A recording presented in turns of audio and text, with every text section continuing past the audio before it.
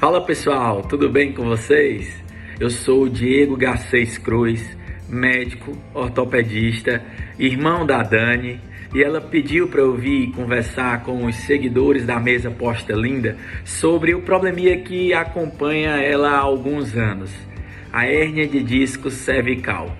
Infelizmente, a Dani tem esse diagnóstico há aproximadamente 5 ou 6 anos e ela sente muita dor e, graças a Deus, essas dores estão cada vez mais longe uma da outra.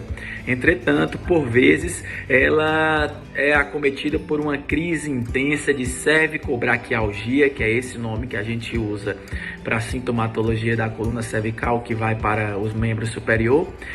E aí, quando ela está com essas dores, nossa, é altamente incapacitante, tem que tomar medicações.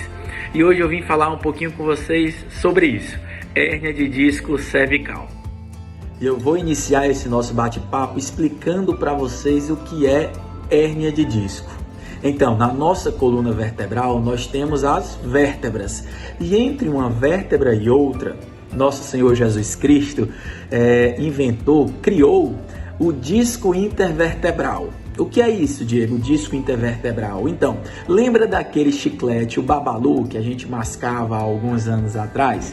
Então, o Babalu, ele era duro por fora e tinha um líquidozinho dentro dele, lembra? Pois é, o disco intervertebral, que fica entre uma vértebra e outra, é como se fosse o Babalu.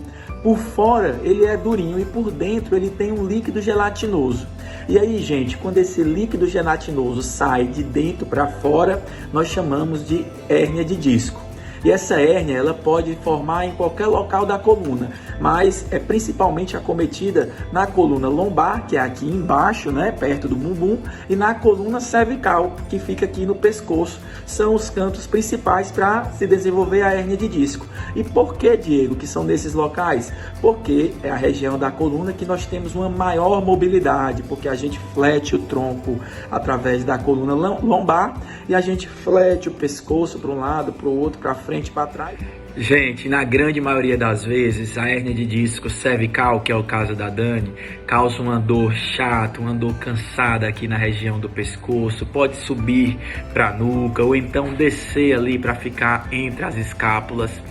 Também pode causar perda de força no membro superior, pode também dar uma dor irradiada, que nós chamamos de cervicobraquialgia, por todo o ombro, o braço. Isso tudo vai depender da raiz nervosa que essa hérnia vai acometer. Sim, infelizmente, a hérnia de disco cervical, ela pode acometer ou raiz nervosa, assim como também acometer a medula espinhal. E isso são casos graves, que precisa de um tratamento mais específico, de um olhar mais holístico, de um olhar mais completo para essa doença. E aí, com essa característica da dor e solicitando alguns exames, que é principalmente a ressonância, nós vamos tratar essa hérnia da coluna cervical ou lombar, né? O tratamento pode ser de duas formas, o não cirúrgico e o cirúrgico. As formas não cirúrgicas são exatamente a fisioterapia, os remédios fortes para a dor, assim como também pilates e academia. Gente, quem tem dor na coluna lombar ou cervical, o pilates é excelente. Eu vivo falando para Dani, faz pilates, isso vai te ajudar bastante, porque o pilates ele é uma modalidade que trabalha muito o fortalecimento, o alongamento, então a postura. E com certeza essas formas de trabalhar, essas formas de tratamento ajudam bastante os pacientes que têm dor crônica na coluna lombar ou cervical, seja por hérnia de disco ou não. E o tratamento cirúrgico, a depender do tamanho dessa hérnia, onde é que ela está localizada, as estruturas que ela acomete, infelizmente existem os tratamentos que precisam ser cirúrgicos, as hérnias que precisam ser cirúrgicos. É por isso que, ao ter o diagnóstico de hérnia de disco, você precisa fazer um acompanhamento com o ortopedista ou E por último, mas não menos importante, eu quero deixar aqui uma dica para vocês de como prevenir o aparecimento dessas hérnias de disco, seja cervical ou lombar, enfim.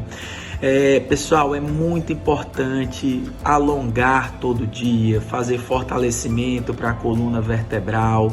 Também é extremamente importante dormir corretamente. A melhor dormida é aquela de lado, com o travesseiro aqui alinhando a coluna cervical.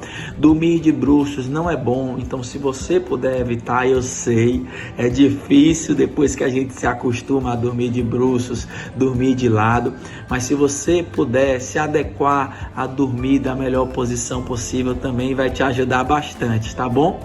Então, até a próxima. Espero ter esclarecido algumas coisas sobre hérnia de disco cervical ou lombar. Um abraço, pessoal!